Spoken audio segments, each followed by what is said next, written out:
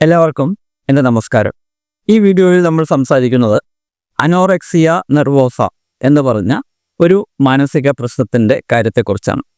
ഈയിടയ്ക്ക് നമ്മളെല്ലാവരും ന്യൂസിൽ കണ്ടിട്ടുണ്ടാവാം, ഒരു പെൺകുട്ടി വളരെയധികം ഭക്ഷണമൊന്നും കഴിക്കാതെ ക്ഷീണിച്ചവശരായി ഭക്ഷണം കഴിക്കാൻ താല്പര്യം പ്രകടിപ്പിക്കാത്തതുകൊണ്ട്, ഭക്ഷണം നിർബന്ധമായി കഴിപ്പിച്ചാലും കഴിക്കാത്തതുകൊണ്ട്, പോഷകം കുറവായതുകൊണ്ട് ആ രീതിയിൽ ഒരു കുട്ടി മരണപ്പെട്ടു എന്നുള്ള വാർത്ത നമ്മളെല്ലാവരും പത്രത്തിൽ വായിച്ചിട്ടുണ്ടാവാം, അല്ലെങ്കിൽ കേട്ടിട്ടുണ്ടാവാം.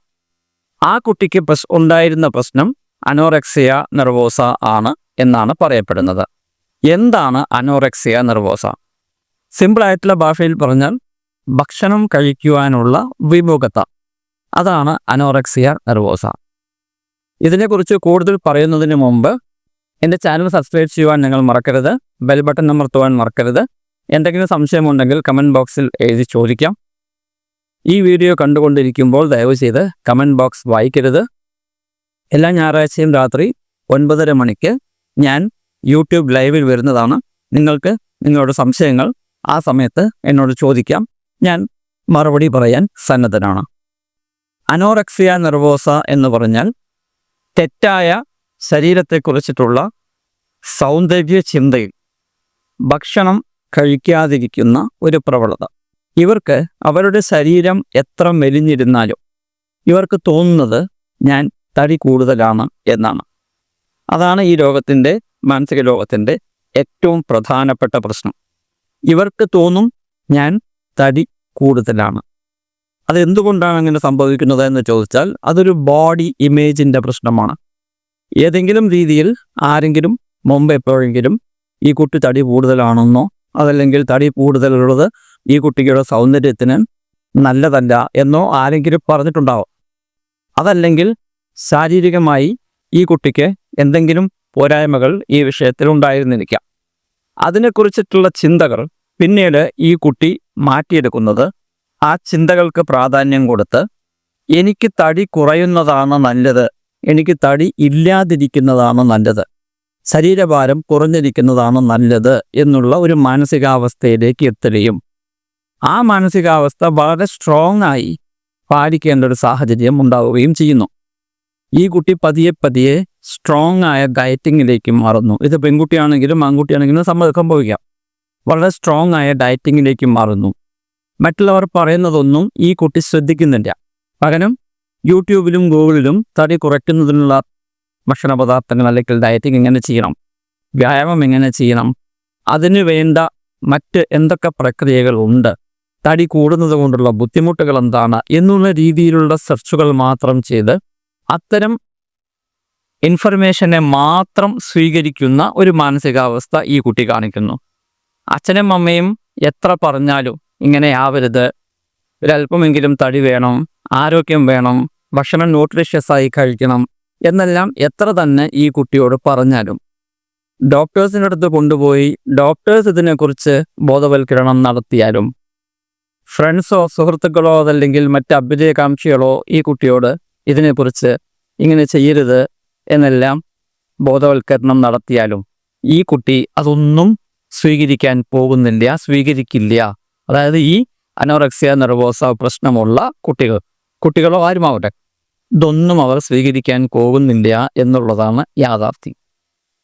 അപ്പോൾ ഈ യാഥാർത്ഥ്യമാണ് നമ്മൾ മനസ്സിലാക്കേണ്ടത്. അനോറെക്സിയ നെർവോസ എന്ന് പറഞ്ഞാൽ ഫുഡ് കഴിക്കുന്നതിലുള്ള വിമുഖത. എന്തിനാണത്?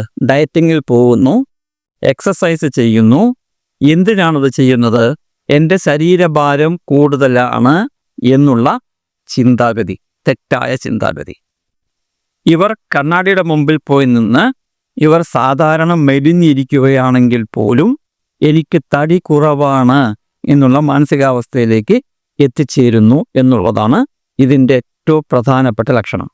ഇവർ കഴിക്കുന്ന ഓരോ ഭക്ഷണത്തിനെയും ഇവർ വിലയിരുത്തി ഡയറ്റിങ്ങിനോട് കൃത്യമായി മനസ്സിലാക്കി തടി കൂടരുത് എന്നുള്ള രീതിയിലായിരിക്കും കഴിക്കുക. അതും ഇവർ കുറവേ കഴിക്കുകയുള്ളൂ. അതിൻ്റെ എക്സ്ട്രീം ആയിട്ടുള്ള അവസ്ഥയാണ് നമ്മൾ ഈ പറയുന്ന പോലെ ന്യൂട്രീഷ്യൻസ് കുറവ് കൊണ്ട് പലപ്പോഴും മരണം വരെ സംഭവിക്കാം. പക്ഷേ വളരെ റയറായിട്ട് അങ്ങനെ സംഭവിക്കാറുള്ളൂ. ഒരു പരിധി കഴിഞ്ഞാൽ പതിയെ പതിയെ ഈ കുട്ടിക്ക് ഹോസ്പിറ്റലൈസ് ആവേണ്ടി വരും.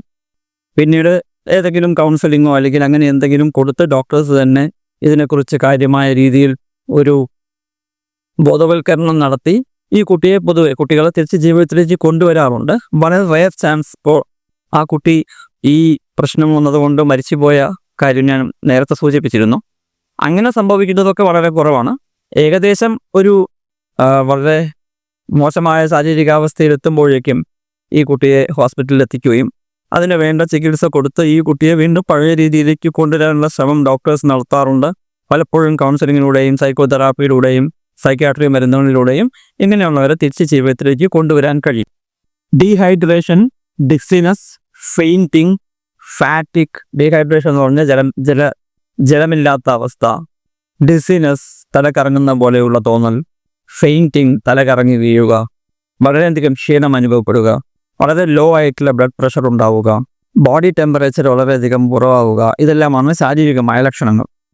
മാനസികമായി ആങ്സൈറ്റി ഉണ്ടാവും. കഴിക്കുന്ന ഭക്ഷണത്തെക്കുറിച്ചിട്ടുള്ള ഗിൽറ്റ് ഫീലിംഗ് ഉണ്ടാവും. ഭക്ഷണത്തെക്കുറിച്ച് കൂടുതൽ ബോധവതിയാവുന്ന ഒരു സാഹചര്യം. അപ്രിഹെൻഷൻ എന്ന് പറഞ്ഞ ഏത് ഭക്ഷണത്തിൻ്റെ കാര്യത്തിലാണെങ്കിലും എക്സസൈസിൻ്റെ കാര്യത്തിലാണെങ്കിലും വളരെയധികം അപ്രിഹെൻഷനോടുകൂടി, മുൻധാരണയോടുകൂടി ഇവർ സമീപിക്കും.